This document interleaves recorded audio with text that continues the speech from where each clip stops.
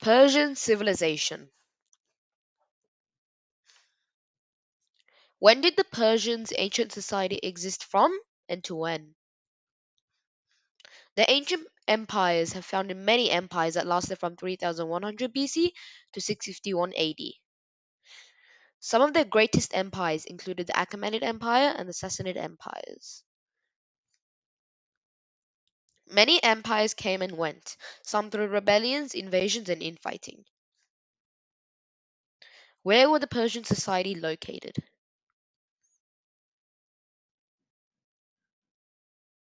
The Persians at their territorial height controlled this much land, including much of modern day Egypt, Turkey, the Balkans, and Afghanistan. Persian empires rose and fell. They usually occupied Iran and most of their surrounding territories. Although these territories changed from time to time due to invasions and infighting, which caused many problems during ancient Persia, such as corruption.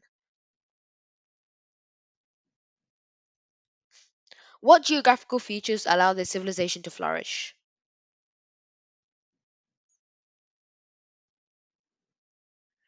Persia's territory is mountainous and full of many basins. Invading the country will be difficult due to the fact that the army have to cross these ranges and also be able to obtain food. How were social classes organized? Did these social classes restricted or reorder society? The social classes, surprisingly, were equal. The primary rulers of Persia were fair to all people, including women, and did not persecute the variety of cultures that lived there, including Romans, Greeks, and Babylonians. What was the religion of the ancient society? Though there were many faiths and cultures in ancient Persia, the main confirmed one was the Zoroastrian faith, which is founded on the ideas of the great philosopher Zoroaster. The Zoroastrian faith was extremely popular amongst the Persians and was about peace and harmony and included the cultures of Babylonians, Romans, and Greeks. What kind of economy did the ancient society have? The main source for Persia's economy was through agriculture, crafting, construction, and its system of dividing up state lands. The rulers of ancient Persia mostly maintained their economy throughout the empire's history. How did royalty and the nobility receive money? However, the kings and nobles' finances in Persia came from a well established tax and tribute system. There was even a system of coinage.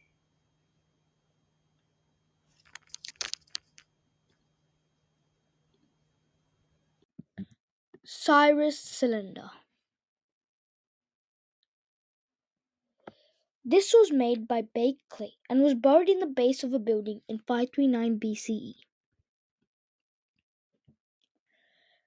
The Cyrus cylinder is a decoration by the king of Persia, Cyrus the Great, and he had just conquered Babylon, and he is telling us what he is going to do through this decoration. At that time, Belshazzar and Nebuchadnezzar, kings of Babylon, had sacked Jerusalem and imprisoned them in Babylon, so Cyrus wanted to free them. So Cyrus did. The text on the cylinder is written in Babylonian script and language, but this text was incomplete. The Yakcha.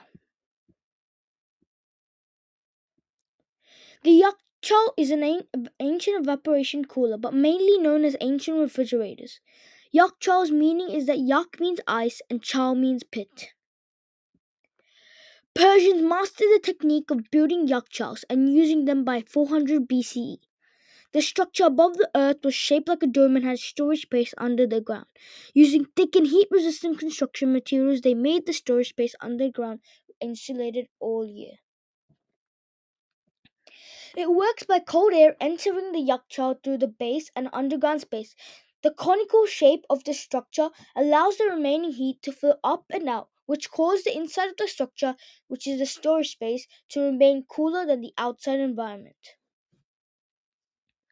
The Baghdad Battery. The Baghdad battery, also known as a Parthian battery, is a 2,000-year-old battery made out of ceramic pot, a metal or copper tube, and an iron rod.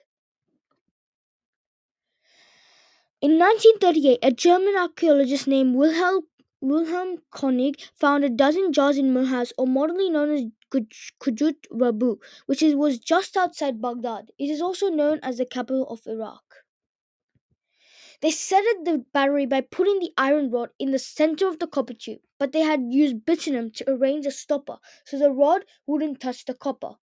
Then they put the arrangement into the jar, but this battery can produce 0.55 volts to 2.0 volts. Something that was very interesting was that the jars had marks or traces of grape juice and wine, and that the metals showed serious corrosion because of the wine or the grape juice. So in this battery, we know that the copper is the positive side of a battery, and the rod is the negative, and the wine or grape juice or vinegar is the electrolyte.